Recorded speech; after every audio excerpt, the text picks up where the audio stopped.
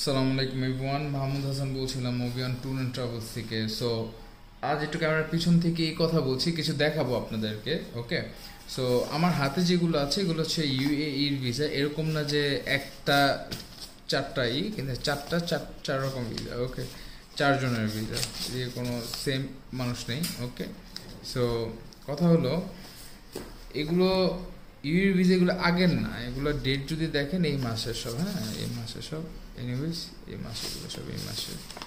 ওকে, এই মাসে আপনাদেরকে ঠিক মতো দেখাতে পারবো না, কারণ হচ্ছে এটা আমি টিকটকে দিলে হয়তো বা ব্যান খেতে পারি। সো আমার টিকটক অ্যাকাউন্টটা চলে যেতে পারে, এই জন্য আমি আপনাদেরকে এভাবে ল্যাপটপে আমি চেক করিয়ে দেখাবো ভিসাগুলো ইনসাইডে নাকি আউটসাইডে। কজ আল্লাহর রহমতে ইনসাইডের কাজ তো হয় ক্যান্সেল থেকে। সো আউটসাইডের হাই প্রফেশনগুলো হচ্ছে কি না, এগুলো সব high profession by the way, এগুলো কোনো লো ক্যাটাগরির ভিসা না। ওকে, এক একটা আপনার 22, 20 এবং 23 তারিখের ভিসা, ঠিক আছে। সো এখন আমি একটা একটা করে দেখি কি অবস্থা, এগুলো কি আপনার ইনসাইড কান্ট্রি নাকি আউটসাইড কান্ট্রি, ঠিক আছে।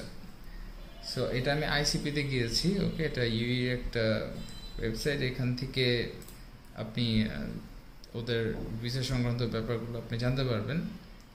ওকে, ফাইট ভ্যালিডেশনে গেলাম। ওকে, ভিসা। ওকে, আমরা ভিসা দিয়ে ফার্স্টে এই ছেলেরটা চেক করবো। ওকে, সো ইউনিফাইড নাম্বার দেব, যদি আপনারা দেখতে পারেন ফাইন, বাট এটা আমার মনে হয় না দেখা ঠিক হবে।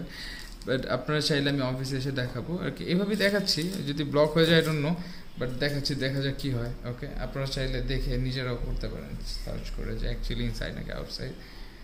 সো 25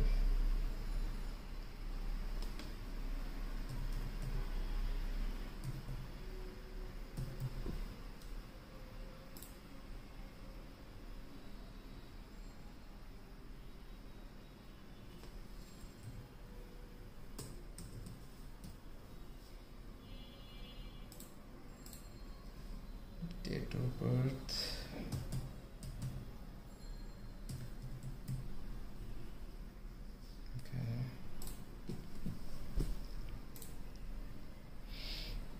সো এইখানে যেটা লেখা আছে যে এই লোকেরটাই। ওকে, ফাইল স্ট্যাটাস অ্যাক্টিভ, ঠিক আছে, ফাইল স্ট্যাটাস অ্যাক্টিভ মানে ভিসাটা হয়েছে। ওকে, অ্যান্ড ইস্যু ডেট হচ্ছে 22/5। তো এই যে দেখেন 22/5, এই যে এই ছেলের